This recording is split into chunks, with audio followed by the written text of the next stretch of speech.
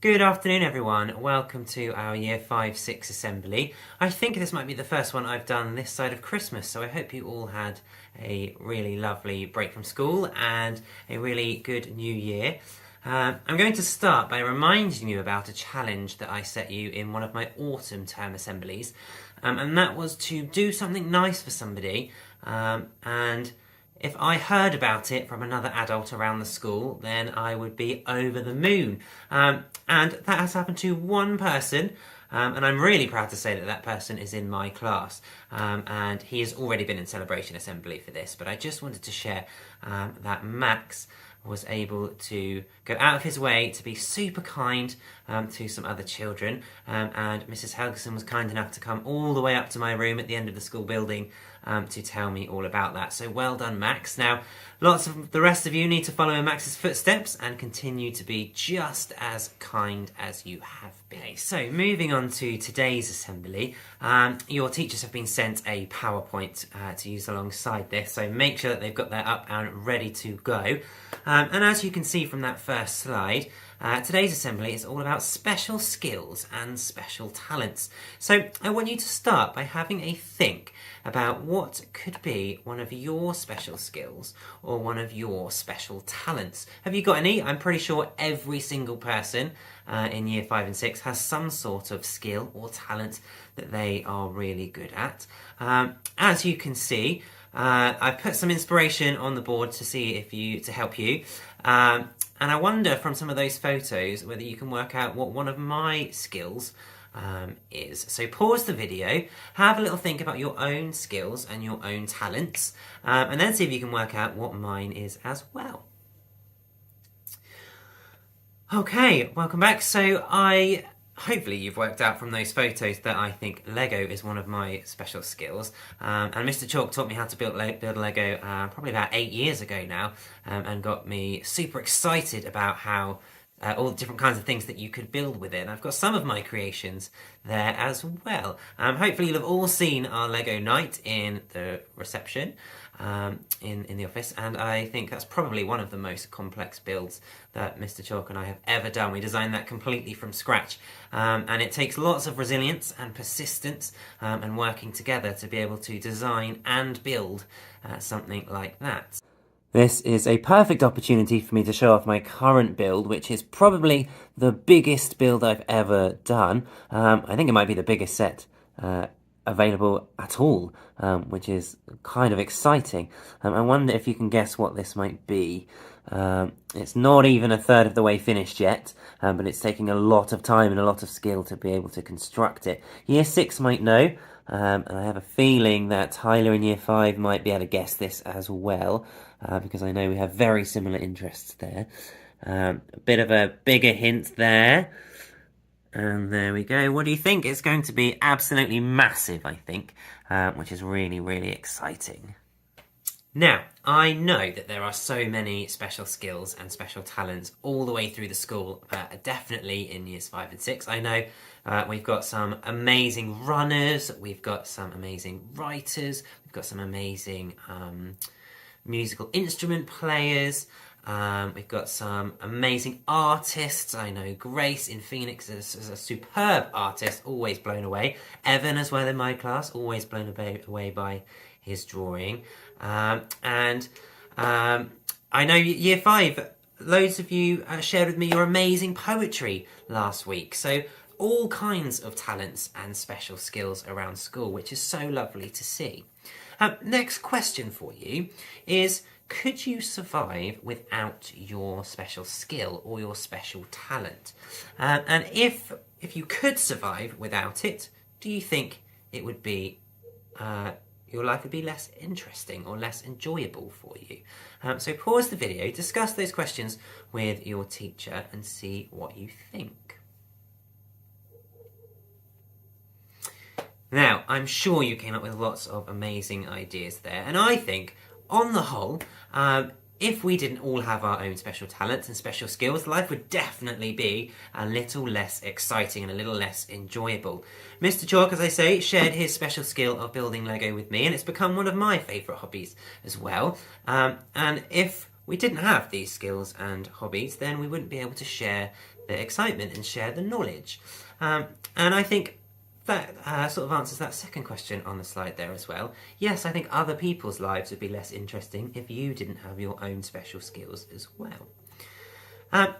Now, I want you to think about if there is a skill or a talent that you couldn't function without.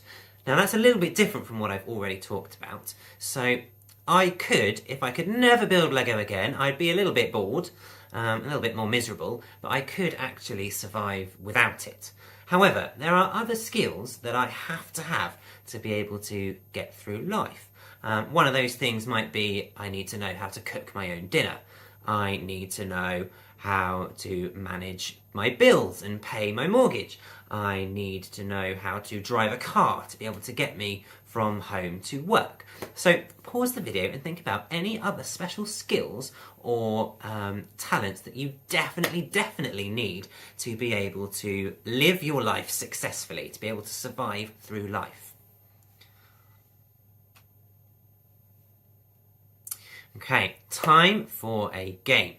Now this is going to feed into a specific kind of special skill. And you might know some people with this special skill, you might not know some people with this special skill, but we are going to find out. So, I would like you, your teacher, or you as a class, to choose somebody to come up to the front. And you can have as many as goes as this as your teacher will allow. And there are some secret words on the board. You may want to come up with your own as well. But the first thing you need to do is pick one of those secret words. Don't tell anyone what it is, but I would like you to act it out. And can the rest of the people in your class work out which of those things you are trying to act out? Which of those things are you communicating to them? And how easy is it to do that? So have a go at that. I'll see you back in a minute when I've no doubt you'll have had lots of fun playing that game. Okay, so do you need those gestures? So gestures are things, if you haven't discussed it already, that you can do without using your mouth, without using your words. They can communicate things using your body language. And do you need those gestures to be able to integrate into society? Now, you might think about body language in that if I'm, as a teacher, I'm looking around my classroom and there are children sitting there like this, or children reading a book while I'm talking, or children staring off into space, they are communicating with me without words that they are probably a little bit bored. That's me understanding that. However, there could be something more obvious. If I'm beckoning to someone like this, that definitely means come here or come with me. So some might be a little bit clearer than others. Some might be more essential to being able to get through life than others. Now this leads me nicely into the next video that I would like to show you. So teachers, if you could load up that video. And as you're watching it, I want you to think about the questions that are on the board now. So what is the special skill being shown here? Why is this an important skill? And do you know anyone with this amazing skill? So watch the video and I will see you back here in a moment. Okay, so hopefully you have realised pretty quickly that amazing video is showing some very talented people who have sign language as a skill. Now there are various forms of sign language. I know there's American Sign Language and British Sign Language that are slightly different. But that is used to communicate. So did you come up with anyone who you think might need to use that? I'm hoping you said people that may find it difficult to use words. Often, lots and lots of parents use it before young children are able to speak. This skill isn't just important for people who may find it more difficult to use words to communicate. Why else might it be? Pause the video 30 seconds. Why else might it be useful to know this skill? Now I'm thinking you said that even if you don't need sign language to communicate yourself, it's a really useful thing to be able to understand. And it may be that you have a friend or a family member who uses it to communicate, and you want to understand it yourself so that you can communicate back to them and make them feel more involved, which is lovely. But it can be used for all kinds of other things. For example, I know some teachers use it a lot if there's an assembly going on and they want to communicate with another adult or a child in the room without interrupting the assembly. It's a really useful way to do things like that as well. So I've got a challenge for you. I've got a poster of the British Sign Language alphabet on the board for you, and I want you to spend a few minutes seeing if you can learn how to sign your own name. And if you are able to do that, you may want to have a go at signing some other words like hello or goodbye. And I know there might be some experts around in Key Stage 2 already about how to use these things and say some important phrases, so you may want to ask them to teach you as well, because this will be an excellent opportunity to share the skills, share the knowledge, and make your day a little bit more enjoyable, as we talked about right at the beginning. Have a go. Now, if you want even more of a challenge, there is a song here for you to learn as well, and this links to our Dance Live performance. It is True Colours in Sign Language, and I know way back when I taught Year 2, lots and lots of children learnt how to sing this in sign language. You may remember Mrs. Stacey, some of you. I remember us learning this in sign language for her leaving assembly as well. So hopefully, especially if you're a little bit older, those memories will come flooding back and you'll be able to sing this song in sign language as well. And that'll be even more amazing if any of you are coming to see our Dance Live performance, because it means you'll be able to sing along in the audience without having to use words. Have a go. Okay, hopefully you got on really well with that. And just before I leave you, it's time for a little bit of reflection. And I want you to think about some key questions. Do you, yourself, rely on a skill to make sure your life is easy or enjoyable? And if you do, or if you don't, do you know anyone who does? So just spend a few moments thinking about that.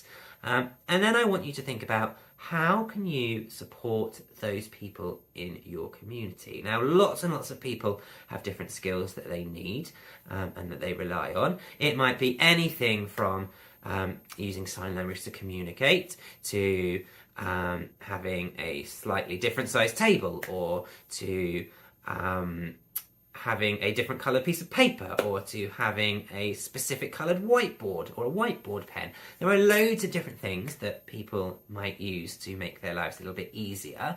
And it is wonderful that we all have all of these different needs and all of these different skills and talents. And as a last point of reflection, I want you to think about something you can do to make sure everyone feels involved and everyone feels special. So I'm going to leave that with you, and I look forward to seeing which words and phrases you've learnt in sign language over the next couple of weeks, and have a really good week.